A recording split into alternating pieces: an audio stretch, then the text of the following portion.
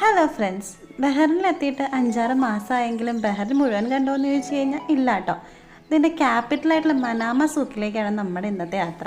Manama സൂക്കിലെത്തിയിട്ട് ഏറ്റവും കൂടുതൽ കാണണമെന്ന് ആഗ്രഹിച്ച ഒന്നെന്താണെന്ന് വെച്ച് കഴിഞ്ഞാൽ ഈ കാണുന്ന ഐറ്റം തന്നെയാണ് കേട്ടോ, ഈ ഹാങ്ങിങ് തന്നെ.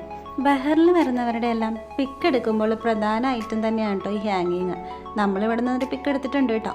ഇവിടെ വരുമ്പോൾ നമ്മുടെ എല്ലാം കണ്ണടക്കുന്നത് എന്താണെന്നല്ലേ, ഇവിടുത്തെ ഷോപ്പിംഗ് ഐറ്റംസ് തന്നെ. ബഹ്റിൻ ഫേമസ് ആയിട്ടുള്ളത് ഗോൾഡിൻ്റെയും പേളിൻ്റെയും കളക്ഷനിലാണെങ്കിൽ അതെല്ലാം ഇവിടെ കിട്ടും കേട്ടോ.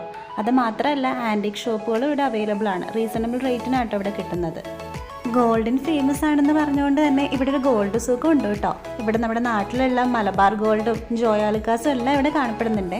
ഗോൾഡിൽ മാത്രമല്ല കേട്ടോ മനാമ സൂക്ക് ഫേമസ് ആയിട്ടുള്ളത്, ഫുഡിലും ഇവർ പുറകിലല്ല. ഫേമസ് ആയിട്ടുള്ള ഹാജി കഫേയും കോഴിക്കോട് സ്റ്റാറും നഹദയും മന്തിയൊക്കെ ഇവിടെ ഉണ്ട് കേട്ടോ.